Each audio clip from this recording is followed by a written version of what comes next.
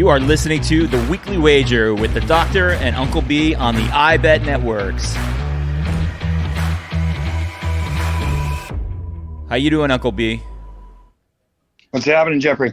Yeah, we're recapping. Hey, I want to go into right now, we had talked about this on a number of shows. We talked about the rankings and how these teams going into, undefeated. There's still 3 undefeated teams. I know we don't even talk about Texas San Antonio. No one's giving them any real play, but we have Georgia, number 1. Interesting game this week at Georgia Tech. And this is the college football segment of the Weekly Wager this week. And this is Rivalry Week. So we have Georgia Tech. And then we have an interesting game with the number 4, which is Cincinnati, 11-0, facing East Carolina, the Pirates. So what are you seeing, Uncle B, in those games? Well, I think there's a lot of pressure on these teams that are undefeated. The expectations for them. So we've got 3 left, as you mentioned. I think 2 have potential to lose outright this week.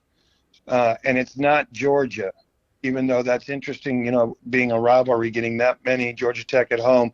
I don't see them losing. So it leaves us the other 2. And both of them are decent dogs if you go against them.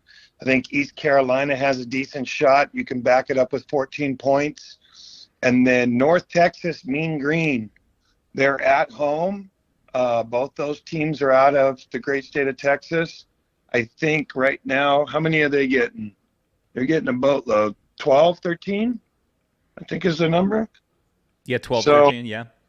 Yep. So just purely from a statistics standpoint, if we were to bet the money against Cincinnati and against UT San Antonio, we only have to hit 1 for a decent profit.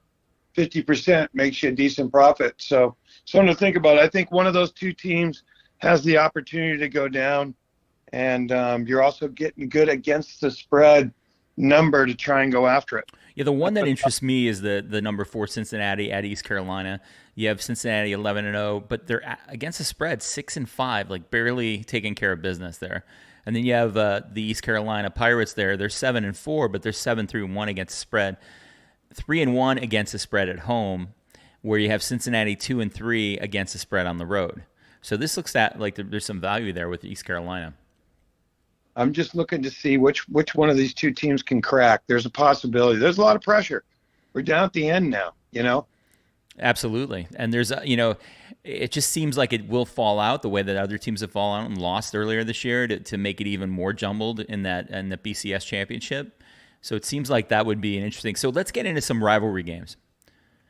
So we have one of the ones that I'm really familiar with, having lived in Oregon for a while, is Oregon State, Oregon, the Civil War, if you will. And we have, Oregon coming off an interesting week right there. They're 9-2 now, 4-7 against the spread. Not taking care of business for the better. And Oregon State +7 in this one. What do you see here, Uncle B? This is a great game. So first off, what I see is an opening line of around 13.5 to 14 on Oregon and reduced quickly. So that was probably the pre-week line. And then they saw what they did to ASU, which we had and predicted.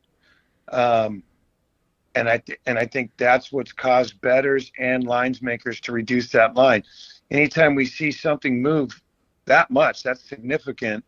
That tells me they feel as if they made a mistake, and they don't make mistakes. So 2 high-profile teams to reduce that game by as much as 6 points tells me that Oregon State's already live. What we were banking on last week, and really anybody that's been betting Oregon State, is the ground and pound, tough mentality.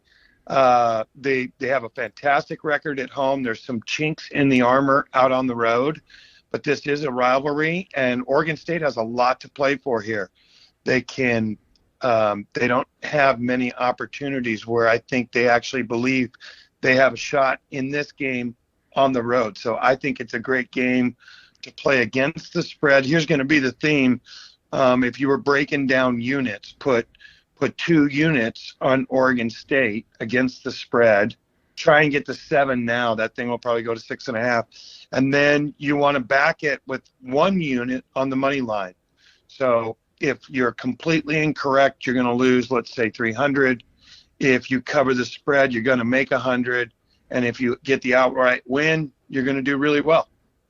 You heard it from Uncle B right there. Hey, another rivalry game, really interesting week this week. Ohio State and Michigan.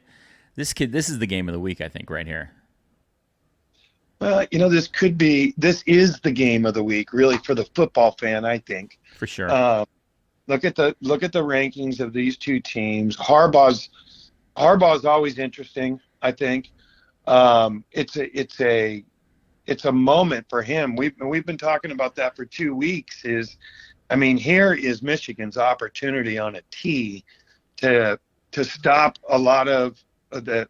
If I'm correct, they haven't done real well against Ohio State of recent. That's for sure. They have to turn the tables. This is the game that the alumni, where your head coach gets fired.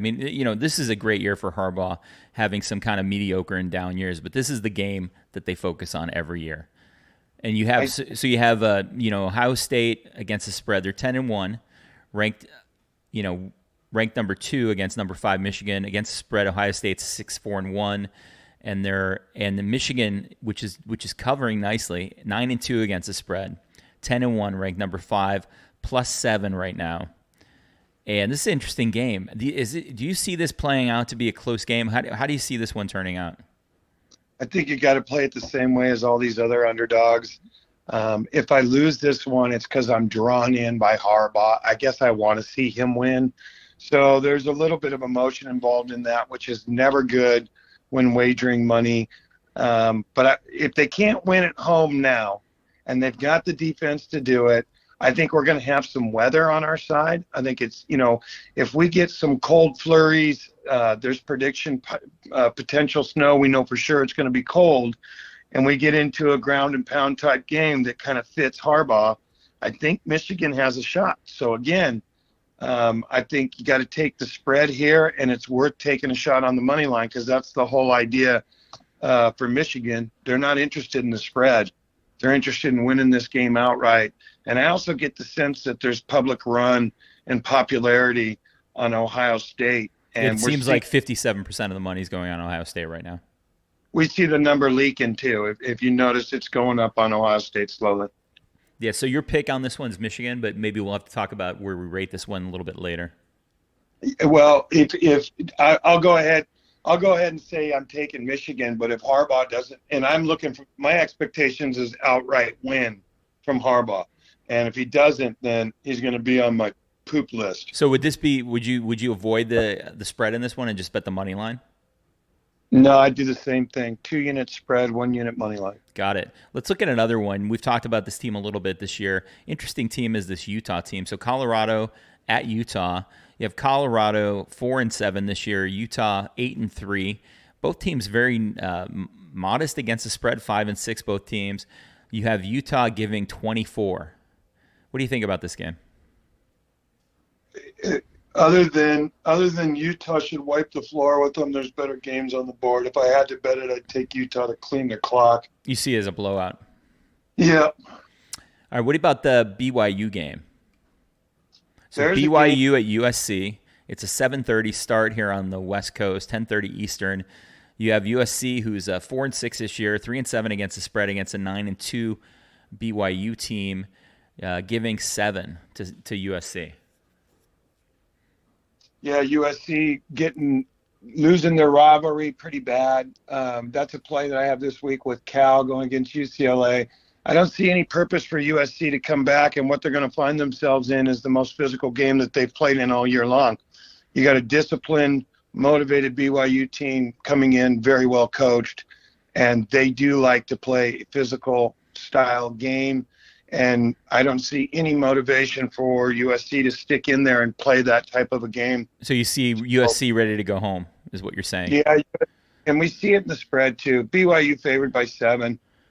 Interesting game. What do you thinking on Penn State? Penn State, Michigan State. So Penn State, that's a pretty interesting game. We got Penn State 7-4 against a 9-2 Michigan State team, 5-0 at home, 3-0-2 against the spread at home. That's an interesting number. And you have Michigan State +2 at home. What are you thinking about that? Yeah. Some of the reading that I've done on Penn State, I know that they're talking about injuries. My understanding is it had more to do with illness with their quarterback. I think they played some tough competitive games all the way back early from the beginning of their schedule. I think it's a team that's close to putting it together, whereas Michigan State's already taken a couple of death blows. And I see Penn State having a really good game here. It's one of the ones that I call a whooping game. I think Penn State's going to thump on somebody in this game. So this doesn't object to any of your rules on home dogs? No, I like Penn State. Penn State's going to be tough in this game. Penn State going on the road, -2. So we talked about it for a second. Cal UCLA. It's a late game, 7:30. Most of the money is on UCLA -6.5. UCLA getting 73% of the money. That's a big one. I mean, you see that kind of play. Is that line right? We have 7-4 UCLA against 4-6 Cal. Cal 6-4 against the spread. UCLA 7-4 against the spread. But yeah, heavy money on UCLA so far. Is that line correct yet, or is it still going to go up? This is a fantastic spot for Cal. We also have a human behavior play here. Hey, let's look at it. For the Baby Blues, their entire season came down to last week, and they came out with just an absolutely awesome win against USC. That's Party Town, Pasadena, great time. A lot of motivation for Cal Bears here. They have if they get this win, I believe that gets them bowl eligible. Yeah, that 5 wins is bowl eligible these days. Exactly, coming out of the pack. And then they also had some COVID issues where they dropped a game to Arizona. I just don't think that UCLA's is focused. They're not going to take the Cal Bears seriously. Everybody in Southern California do not take the Cal Bears seriously. So their pounding of last week of their rival, the USC UCLA game. You think Cal now is going to let up, and they will not be as focused against a really, but not a great Cal team. Cal's. I really don't think Cal's that bad. I think they've had some bad luck, and we're catching 7 here. So Uncle B, you're thinking Cal and the points, huh? Same thing again. 2 points, 2 units on Cal against the spread, 1 unit money line.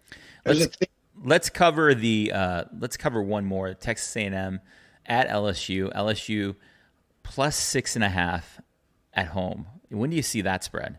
It shows how the mighty have fallen, isn't it, in college football? I mean, you have an 8-3 Texas A&M team going on the road to LSU, one of the toughest stadiums to play in college football. We talked about this on another show. But, the mighty have fallen at LSU. Yeah, I love this game. This is probably my game of the week, and it comes last on Saturday.